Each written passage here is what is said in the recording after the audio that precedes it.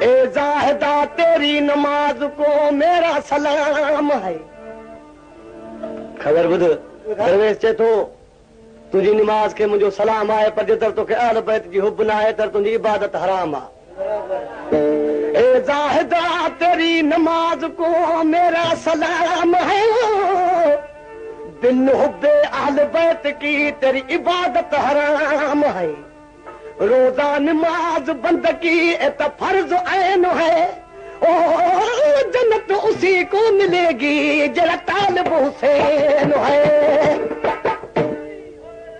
खबर बुध शहर तो के समझाए जेतर अहल बैत जी हुब न थे त तुंहिंजी इबादत ही हराम आहे।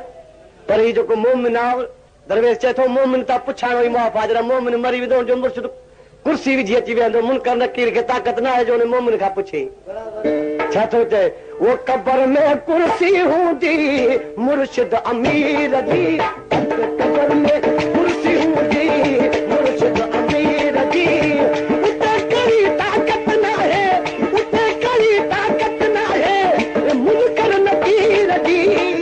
कब्र में कुर्सी हूंदी मौला अमीर जी, कब्र में कुर्सी हूंदी मुर्शिद अमीर जी, उते कड़ी ताक़त न है, उते कड़ी ताक़त न है वो मुनकर नकीर जी।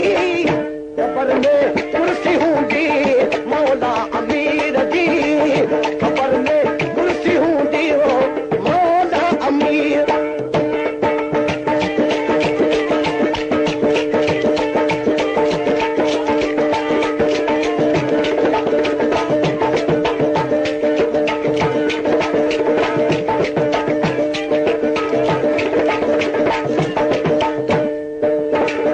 मुश्किल जब अली के पुकारो,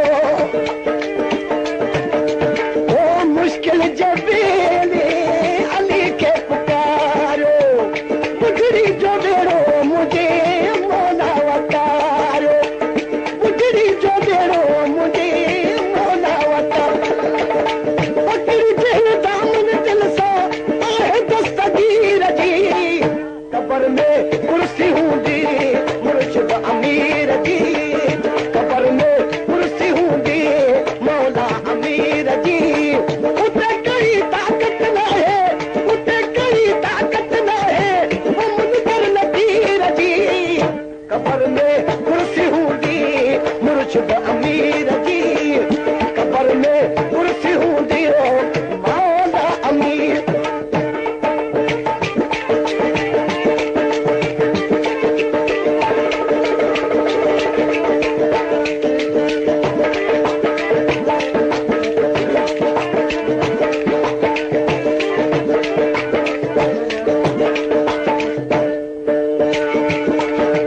आलिया जी औलाद की